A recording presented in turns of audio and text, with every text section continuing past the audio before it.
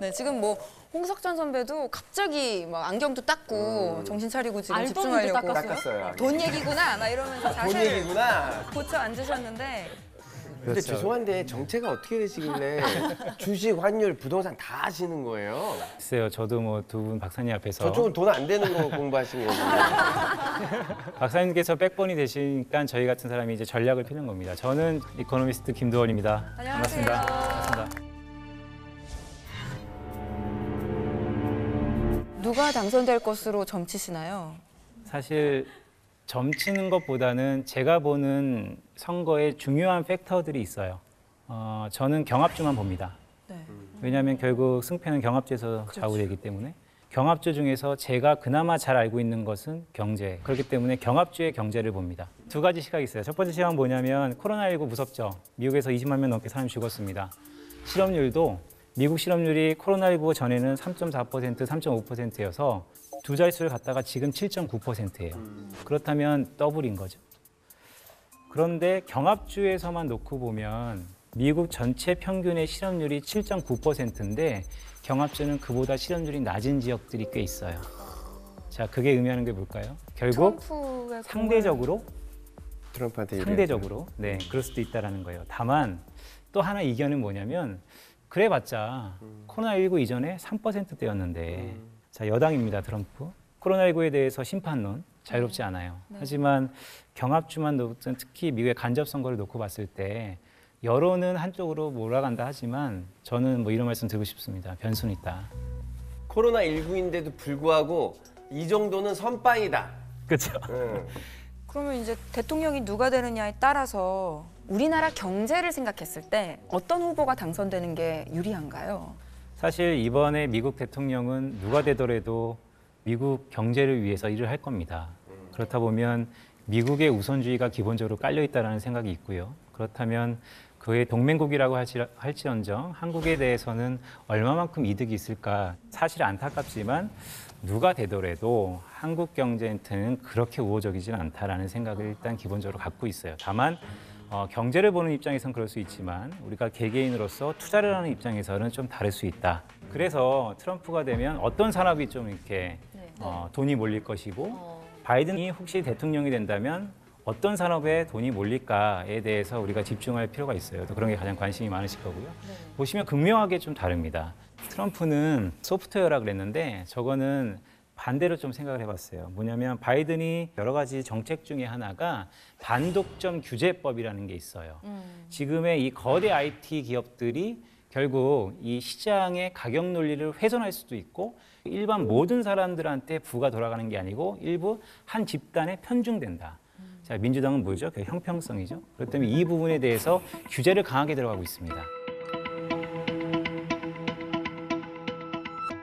뭐 IT 회사 중에 거대 공룡 회사들 있잖아요. 그렇죠. 약간 독과점 혜택을 누리고 있는 이런 회사들은 오히려 트럼프가 되는 게 더 유리한 거예요?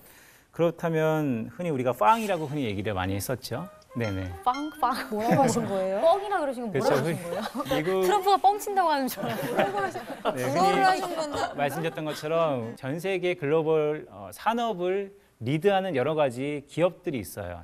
페이스북, 애플, 뭐 아마존 쭉 거대 지금 미국의 내놓을 만한 기업들을 앞자리에 모아서 우리가 빵이라고 부르는데 자, 그런 기업들이 지금 미국을 주도하고 있죠. 그런 CEO들은 그러면 트럼프를 지지해야 되겠죠.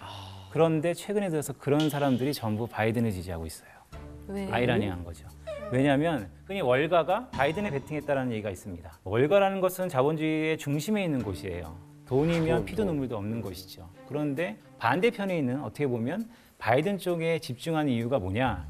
그렇기 때문에 이번 대선이 바이든 쪽으로 기울었다라고 사람들이 많이 얘기하는 이유 중에 하나입니다. 두 후보의 공통점은 보시는 것처럼 코로나19 시대라는 거, 또한 미국 경제 복원을 위해서 많은 돈을 쓸 거라는 거, 결국 인프라 투자라는 것이 공통점이자 결이 다른 거예요. 바이든이 혹시 대통령이 된다라고 하면 최근의 트렌드죠. 기후변화, 탈석유화, 이런 신재생, 이런 친환경적인 곳에 많은 인프라 투자라든지 제도 개선이 있을 것입니다. 하지만 트럼프 대통령이 다시 한번 재선에 성공한다 그러면 여러분도 익숙하실 거예요. 트럼프노믹스. 명확하죠. 세제를 감면시켜서 기업들이 좀 더 투자를 활발하게 통신 설비라든지 5G. 반도체는 겹치는데요? 예, 예리하시네요. 한국이 가장 잘하는 게 반도체. 그렇죠. 사실 누가 된들에도 한국 경제에 이렇다하게 크게 좋아질 건 없어요. 다만 반대로 얘기하면 결국 이 두 대통령 누가 될지 모르겠지만 미국 경제를 복원하는데 돈을 쓸 거고 그 돈이 교집합이라 할 수 있는 것은 결국 반도체일 수 있다라는 말씀도 일단 드려요. 근데 이제 어느 타이밍에 투자를 해야 될지도 타이밍이요. 네. 네, 매우 중요하죠. 지금 우리가 안다고 해서 투자했다가 또 떨어질 수도 있는 그렇죠. 거고. 타이밍 매우 중요합니다. 왜냐하면 타이밍에 따라서 결과 수익이 극명하게 달라지니까.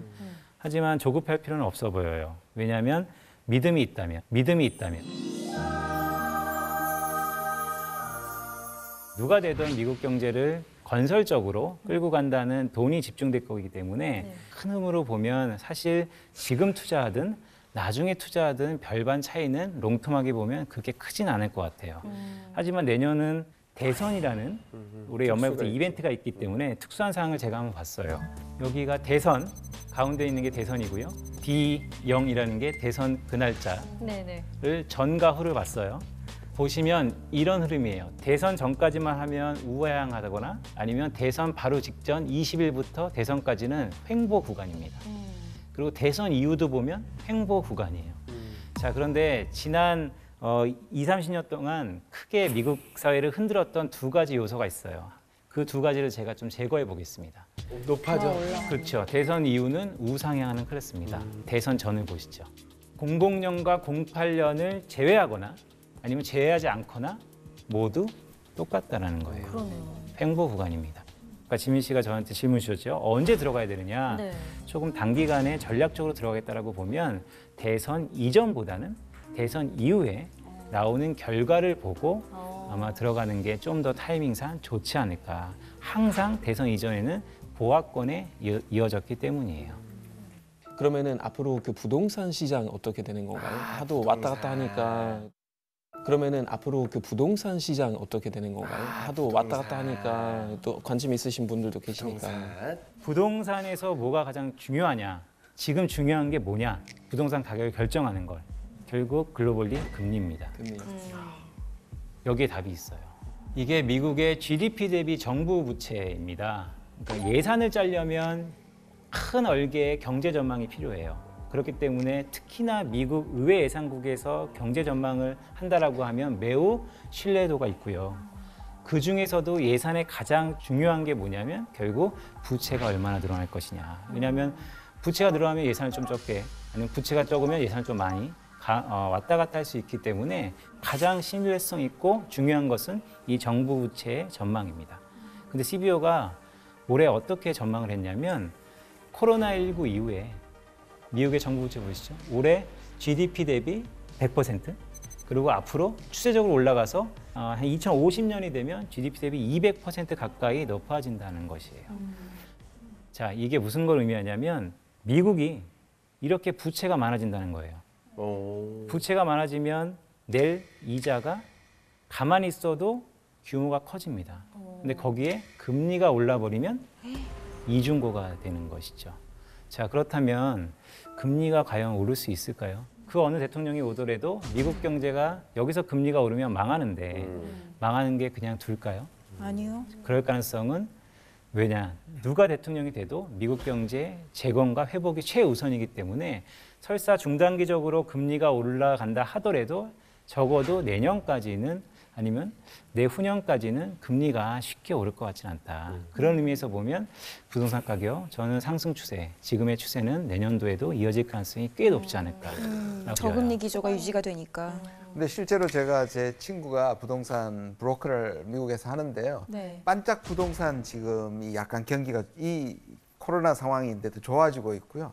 미국에는 모기지라는 걸 이제 리파이낸스 한다 그런 이게 내려가니까 네. 다시 그 이자율로 새로 빌리는 거죠.